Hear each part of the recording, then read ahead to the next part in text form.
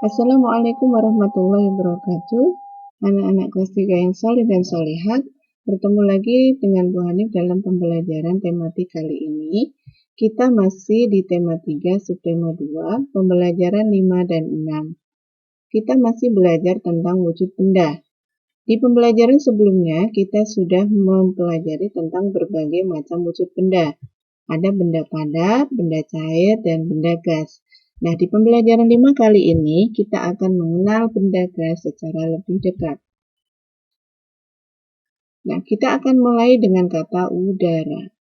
Tahukah anak-anak bahwa Allah memberikan nikmat yang banyak kepada kita berupa udara, itu dengan gratis. Dan udara itu kita gunakan untuk bernafas. Nah, apakah kita bisa merasakan adanya udara? Atau kita bisa melihat wujudnya? Nah, coba kita lihat di sini, ketika angin bertiup, itu kita akan merasakan kesejukannya. Nah, sebenarnya angin adalah udara yang bergerak. Nah, jadi udara itu memiliki ciri-ciri tidak dapat dilihat, tidak dapat dipegang, tapi dapat dirasakan. Nah, ini udara adalah contoh dari benda gas. Nah, adakah benda gas yang lain yang memiliki ciri yang berbeda dengan udara? Mari kita lihat di contoh benda gas berikut ini. Nah, yang pertama adalah udara di dalam balon.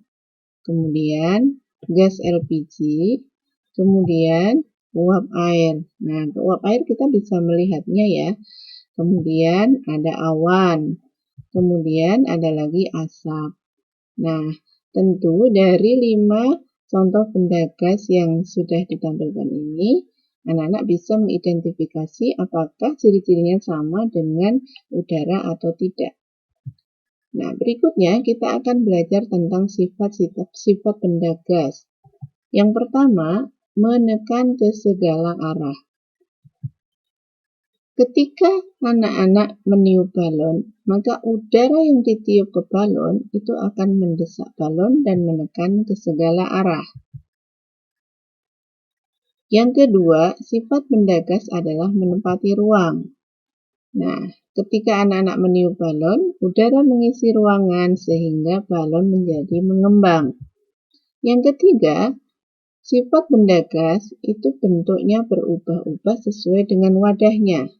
Jika anak-anak meniup balon, maka udara yang ditiup itu akan menyesuaikan bentuk berdasarkan bentuk balon.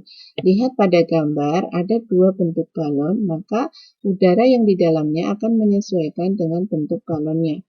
Yang keempat, memiliki massa.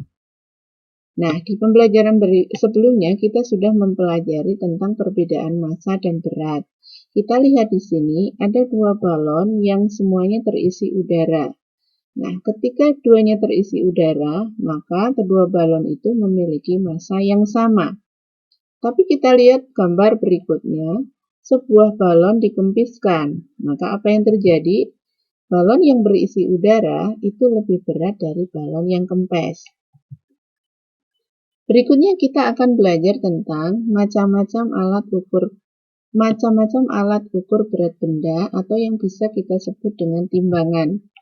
Yang pertama, itu ada timbangan beras. Biasa digunakan untuk menimbang barang yang lebih dari 50 kg. Kemudian ada timbangan badan. Ini biasa digunakan untuk menimbang badan yang maksimal 120 kg. Ada lagi timbangan kue. Ini digunakan untuk menimbang barang yang tidak lebih dari 5 kg. Kemudian ada timbangan gantung. Ini anak-anak biasa lihat di posyandu ya, karena timbangan ini biasa digunakan untuk menimbang berat badan bayi. Kemudian ada timbangan warung. Ini anak-anak sering menemukan di warung-warung atau di pasar-pasar. Digunakan untuk menimbang barang maksimal 10 kg. Nah, timbangan warung juga disebut dengan timbangan bebek. Kemudian ada neraca. Ini digunakan untuk menimbang emas, perak, dan logam. Biasanya ditemukan di toko-toko emas atau toko yang menjual emas ya. Nah, Kemudian kita diajak untuk belajar tentang bagaimana cara membaca timbangan kue. Di kelas 2 dulu juga kita pernah mempraktekannya. Nah, sekarang kita ingat lagi bagaimana cara membaca timbangan kue itu. Yang pertama, kita harus mengingat dulu tentang ukuran berat benda. 1 kilogram sama dengan 10 ons. Kemudian 1 ons itu sama dengan 100 gram. Kita lihat contoh timbangan kue berikut ini. Dia digunakan untuk menimbang ayam. Jarum panjang yang berwarna merah itu menunjukkan pada berat benda berapa. Nah, mari kita baca. Yang pertama kita harus perhatikan di situ ada angka 1, itu berarti menunjukkan 1 kilogram. Angka 2 berarti menunjukkan angka 2 kilogram.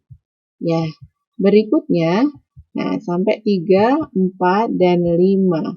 Nah, jarum itu menunjukkan angka 5, dekat dengan 5 ya, 5 lebih. Nah, lebihnya berapa? Kita lihat di situ bahwa garis-garis kecil di antara angka 1, 2, dan berikutnya itu sebenarnya menunjukkan ons ya. Nah, di situ beratnya itu melebihi 1 ons. Maka 1 ons sama dengan 100 gram. Sehingga angka yang ditunjukkan oleh jarum pada timbangan tersebut itu adalah 5 kg 100 gram. Baik, di subtema ini kita juga masih belajar tentang gotong royong. Apakah gotong royong itu? Gotong royong adalah kegiatan bersama-sama dan bersifat sukarela. Nah, manfaat dari gotong royong ada beberapa ya. Yang pertama, pekerjaan cepat selesai. Kemudian, pekerjaan berat menjadi ringan. Mempererat persaudaraan antar warga. Kemudian, pekerjaan yang sulit menjadi mudah. Nah, kita masuk di pembelajaran 6, itu anak-anak nanti akan diminta untuk menyimpulkan dari pembelajaran-pembelajaran sebelumnya yang mempelajari tentang wujud benda. Di situ, di tabel itu kita lihat bahwa nanti anak-anak akan diminta untuk mengisinya.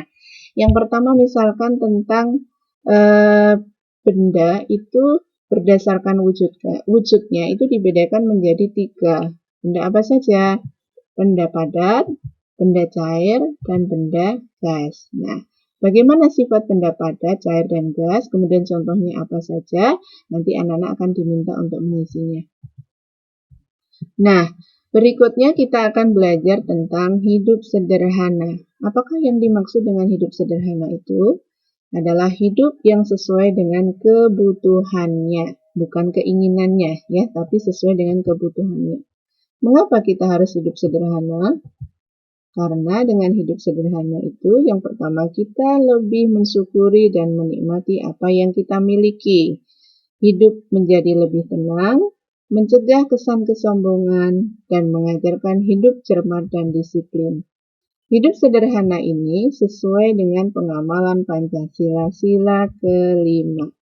Untuk lebih memahami tentang konsep hidup sederhana, mari kita lingkari kata-kata berikut ini yang sesuai dengan hidup sederhana.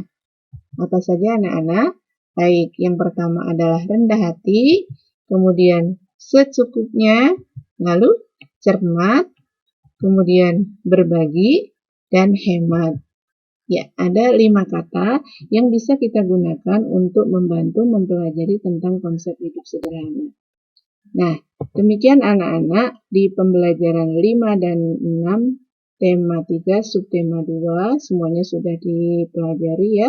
Nah, di pertemuan berikutnya anak-anak akan belajar di tema 3, subtema 3. Nah, demikian anak-anak, semoga apa yang disampaikan Bu Hanif dapat membantu anak-anak untuk mempelajari subtema 2 di tema 3. Terima kasih. Assalamualaikum warahmatullahi wabarakatuh.